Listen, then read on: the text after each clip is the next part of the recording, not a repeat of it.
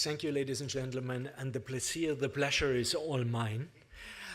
Allow me to welcome you also. First and foremost, thanking you very much for making yourselves available, taking the time, honoring our city, the financial center of Frankfurt, with your presence. I'm certain you're in perfect company, and I hope that the day is thought-provoking and results in an insightful discourse with your fellow attendees. Ahead of us is an intensive day on Europe Reloaded. We must think Europe anew. Having only celebrated on March 25th the 60th anniversary of the Treaty of Rome in Bella Roma, the situation in Europe is anything but bella. Gert Wilders' anti-Europe party is now the second biggest in the Netherlands. The anti-Europe five-star movement is taking the lead over the ruling democratic parties in the polls of Italy, and Marine Le Pen has reached the second round of the French presidential election, promising, amongst other things, a referendum on France's EU membership. Not to mention Brexit. The referendum's outcome was held imperceptible to all but a very few, one of whom, Dr. Rettich, is right in the first row, and hoped all along he would be proven wrong. That outcome, however, has the potential to focus our minds. Never waste a good crisis, and a crisis it is, was a rallying cry that brought Frankfurt into the center of the discussion on the reshaping of Europe's financial center landscape. Frankfurt awoke early in the morning of June 24th with one singular clear message: you're welcome.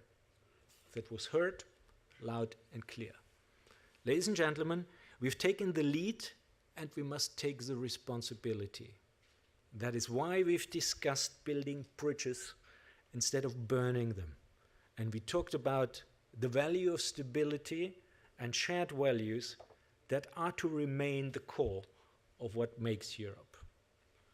The vote in the UK was not just a loss for the Remain camp and the former Prime Minister David Cameron. It was a defeat for all of Europe. Given the occasional tone of the exchange, there is reason for hope as much as for despair, thinking about, for example, how Gibraltar came to the fore and became a media topic for a few days with front pagings crying, "Apios, señores." Enlightened enough, Theresa May loved it away. An unintended rhyme. But the mood is no laughing matter. It shows only nothing can be taken for granted. Indeed, whenever any European treaty has been put to a vote in recent years, it has been as likely to be rejected as approved. The Danes and the Irish had to be asked twice to deliver the desired results. The French and the Dutch voters signed the constitutional treaty in 2005, remembering what one of the founding fathers, Jean Monnet, said: Europe will be forged in crisis, and it will be the sum of solutions adapted to those crises. One wonders, however, what sounds like a pretty good description of coming of age in adolescence is the right mode of operandi at the frail and creaking 60. I know what I'm talking about. Ladies and gentlemen, today's summit has 3 chapters. It will begin with Europe after Brexit. We will then move on to cybersecurity as a regulatory and technological challenge, particularly for Europe. And we will conclude with the heavyweights of the financial center, discussing the most valuable service the finance industry can provide.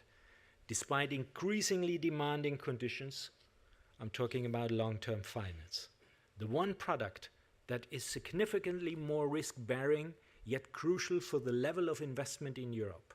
Investments are imperative for securing our future. In Frankfurt, we do not take full employment for granted. Also, Frankfurt's population grows by over 2% a year. I'm very convinced we can have even more Frankfurters. Let us begin with Europe and take a moment to reflect on what we seem to have lost sight of, namely Europe's tremendous achievements and the enthusiasm it inspires, especially amongst the young and well-educated who are our future. The pulse of Europe was born in this very city as a grassroots movement, led by inspired European citizens who are compelled to take the streets to support the European project and ideals. We are proud that Frankfurt can take the lead in this civil engagement. That is what makes Frankfurt great, and not just again. One quiet achievement in Europe, which has certainly gone underreported to the broader public, is Europe's successful strides towards establishing a common foreign policy. Given the numerous challenges from the Middle East, North Africa to the Ukraine, or the new fashionable wall building, or the appetite for grandstanding in North Korea, that is no small feat.